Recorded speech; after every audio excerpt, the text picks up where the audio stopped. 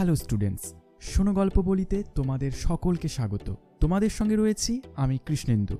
আজকের লেসনে থাকছে দ্বাদশ শ্রেণীর বাংলা পাঠ্য বইয়ের অন্তর্গত কবি সমর সেন রচিত মহুয়ার দেশ কবিতা থেকে বহু বিকল্পভিত্তিক প্রশ্নোত্তর শুরু করব। তার আগে চলো জেনে নেওয়া যাক কবি ও কবিতা প্রসঙ্গে কিছু কথা।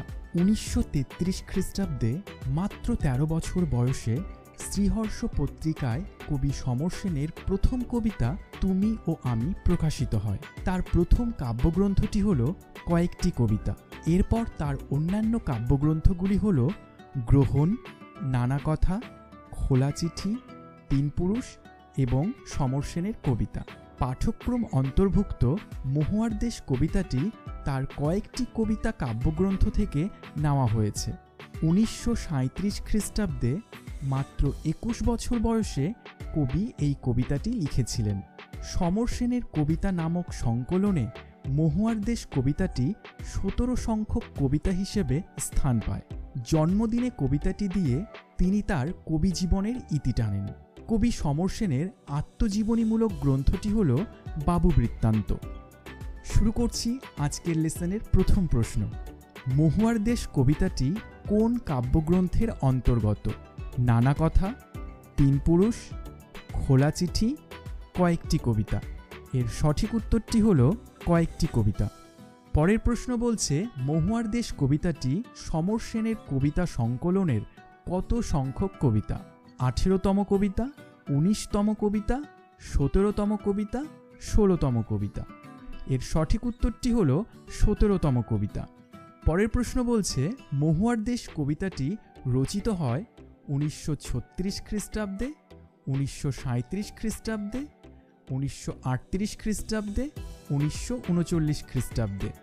এর সঠিক উত্তর হল 1937 খ্রিস্টাব্দে।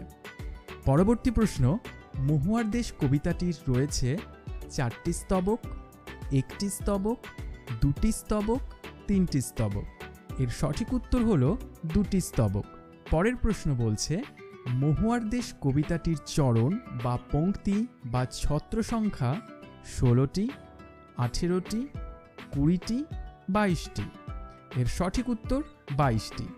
পরের প্রশ্ন বলছে মহুয়ার দেশ কবিতায় কোথাকার নিসর্গ প্রকৃতির বর্ণনা আছে?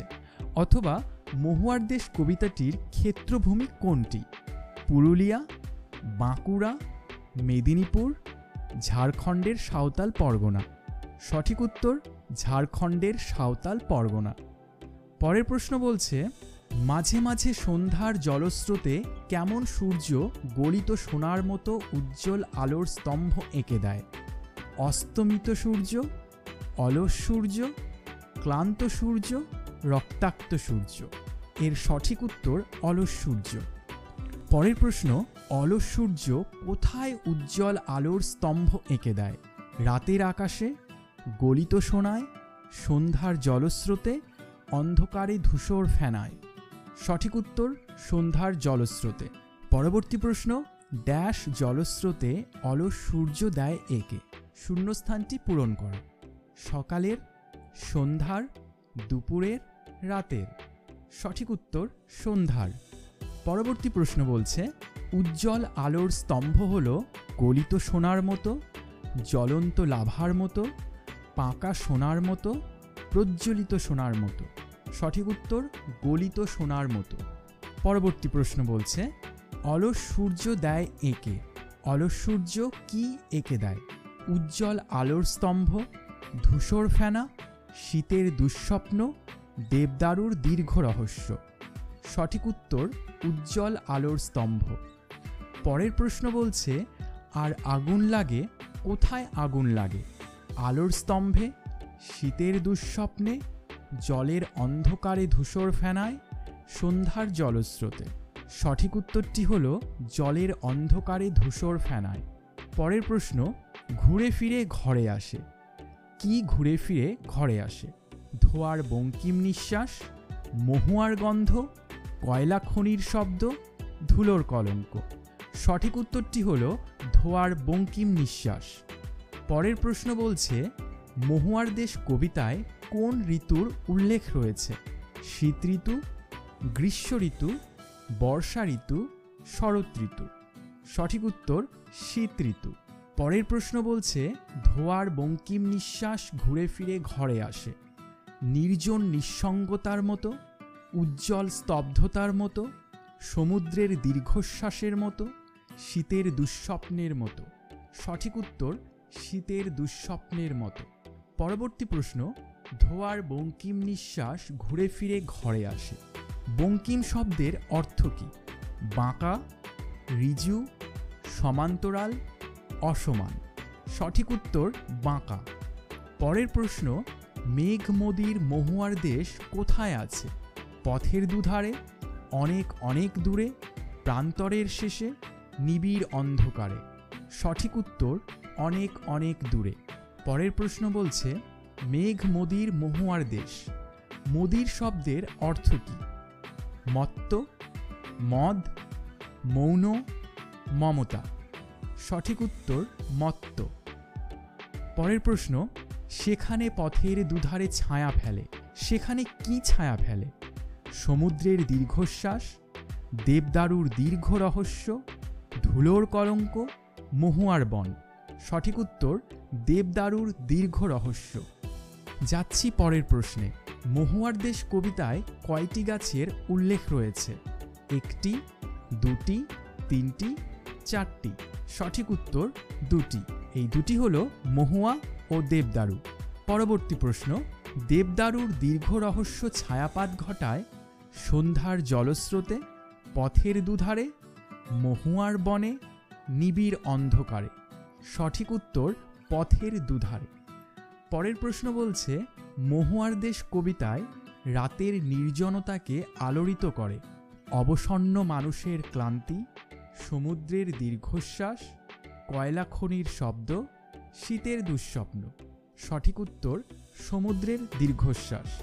পরবর্তী প্রশ্ন দূর সমুদ্রের দীর্ঘশ্বাস রাত্রির নির্জন নিঃসঙ্গতাকে কি করে?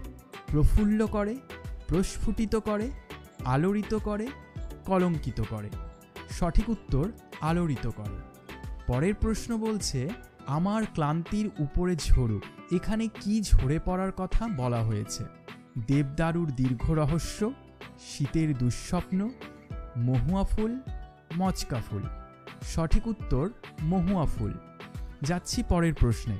মহুয়ার গন্ধ অবসান ঘটাবে দীর্ঘ রহস্যের, কয়লা খনি শব্দের, কবির ক্লান্তির, শীতের দুঃস্বপ্নের। সঠিক উত্তর কবির ক্লান্তির।